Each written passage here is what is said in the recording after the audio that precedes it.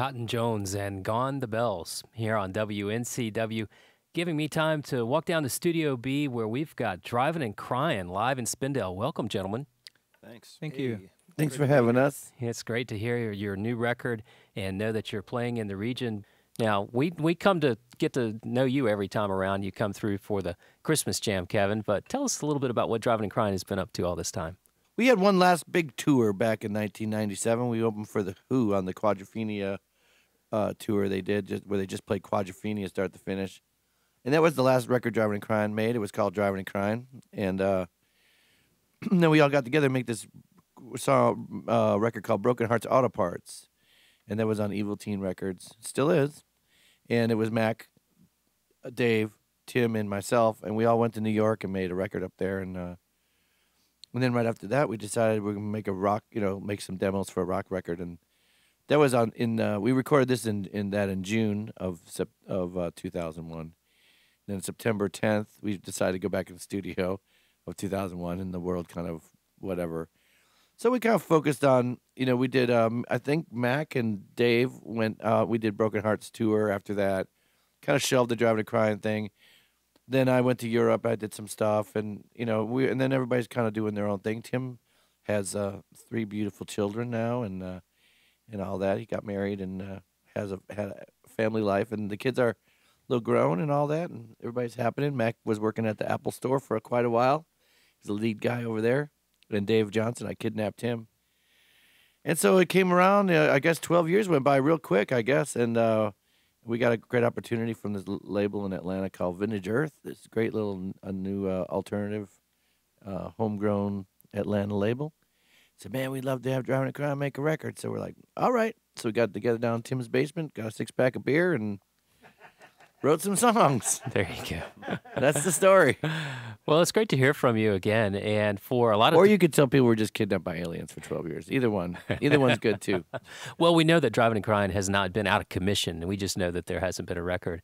And it's interesting. I didn't know until really catching this new record that you were wrapped up with 9/11. A lot of things got put on the shelf about that time. Yeah, well, one of my favorite songs on that record, I think we were demoed it, but it was called "I'm a Spy for the Underground in America." It's like, I'm a spy for the underground in America, and that probably wasn't a good time to put that one out. Oh wow! So yeah, and a lot of the history shared with this radio station, and a lot of the sort of sounds that you helped jumpstart back in the late '80s have grown over the past couple of decades as we have, and a lot of that sort of Americana feeling with rock and roll. Absolutely. You got any comment on that, Tim? Yeah, I mean we're happy to make that contribution. Yeah, we've just been doing what we do. I mean we play a few different styles of music all in one show, and it always kind of made sense to us. So we're just trying to bend the rules and have a good time. You've come to be identified as a Southern band, although you're originally from the Midwest, right? I'm from the Midwest, from the great state of Wisconsin, from Milwaukee, Wisconsin. Tim's also he went to high school in Atlanta, but I was born in Minnesota.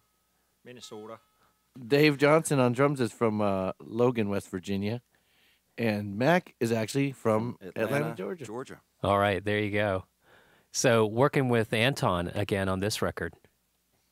Yeah, I play every Monday night in Manhattan, and I had a little band put together, me and Anton Fear, and then we'd have revolving bass players, Catherine Popper from the Cardinals, or Keith Christopher, one of the founding members of Satellites, or Brett Bass from Enrique Iglesias' band, or Andy Hess sat in a couple times, So Anton was a friend of mine, and so he came down and was like an advisor on it, and then wound up helping produce it. So Anton Fear, who worked on Whisper Tames a Lion. Yeah. Is that the first time you've worked since? Yeah. And me and Anton made a record in New York, too, that might come out sometime. Right. You've got some other project coming up. Andy Hess is along for that. Is that yeah, the it one? was me, Anton, and Andy Hess, and Tony Shear from Sex Mob. And, yeah. I think, Andy was in that, wasn't he? I think he was. Or Tony Shear. I think he was, yeah. Very good. So tell me a little bit about, if there is, I just had this thought, if there is any sort of separation between the audience for Drivin' and Cryin' versus some of your solo projects, Kevin?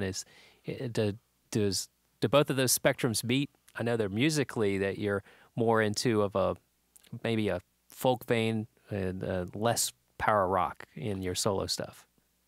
It depends. Yeah, I mean, the solo stuff. You know, I also have a band with Dave Johnson and Brian Howard that's on Tingle Angel Revival, which is kind of loud too. But I kind of separate it into different eras. That band is kind of like what Drivin' and Cryin' was and could have been if we hadn't made Fly Me Courageous. It's kind of up until Mystery Road. We do Drivin' and Cryin' songs up until Mystery Road, and then we write our own stuff kind of from there.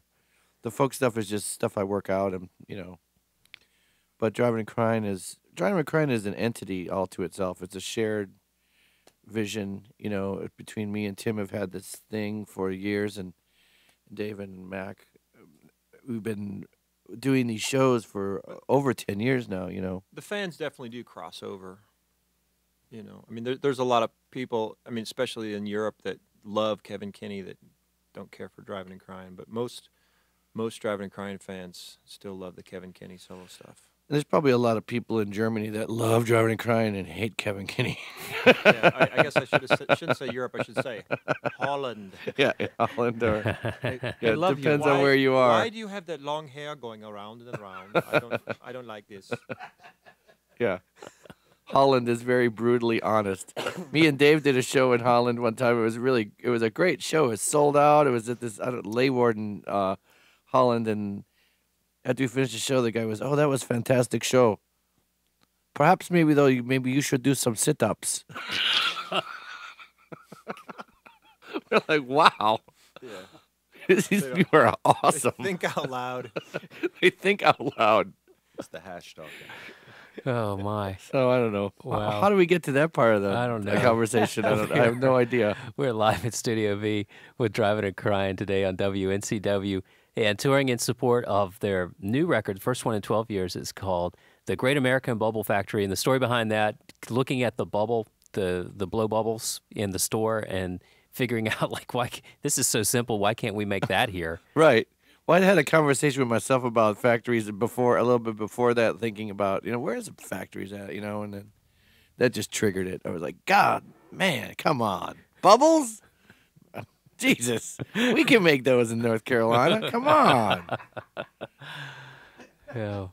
What the hell's going on around here?